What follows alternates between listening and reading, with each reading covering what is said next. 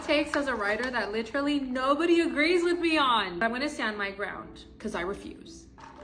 Y'all are gonna make me get emotional. I feel like this one is gonna stir the pot, but you need to write every day to be a real writer. No, babes, you don't. And I feel like even professional, top grade, I mean like Stephen King, the creme de la creme authors will tell you that they do not write every single day. Or maybe they will, because that's their prerogative and that's their style.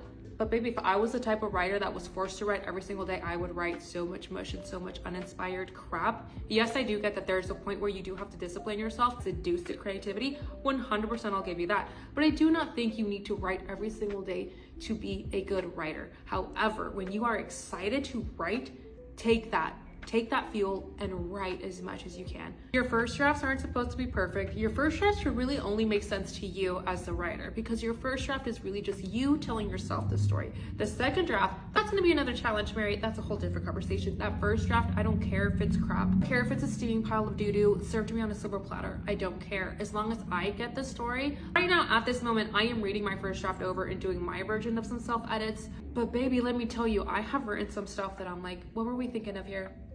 Baby, what are you doing? I taught you better than that. I'm not gonna sit here and tell you that I think outlines are optional, because truly I do not think they are. But I don't think that every outline is gonna fit every single author. I don't think outlines are one size fits all. I'm very B-type personality in the sense that I like to think that I want things to be in a certain place and in a certain organizational form that not everybody's gonna understand, but like I know it. I might have a lot of chaos going on around me, but I know where things are.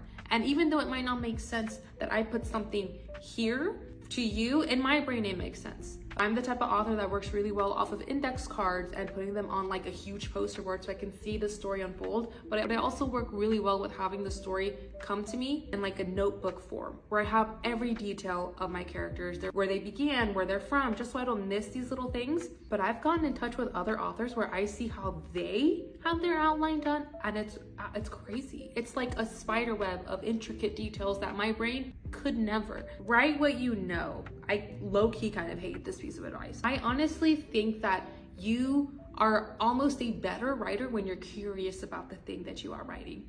For example, there is a threesome in my novel. I've never partaken in one, but I've heard stories and I've done my research, not in the way that you think. I've asked questions here and there. Questions like, well, would this be possible? And because of just wanting to know the answer to that question, I came up with a whole story. Curiosity killed the cat, but it also low-key wrote the book. This one is what I want to stand 10 toes down, and not just because I've experienced it, but because this is what I have seen. You don't need a college degree to be an author. I honestly don't think you need a college degree to do most things. If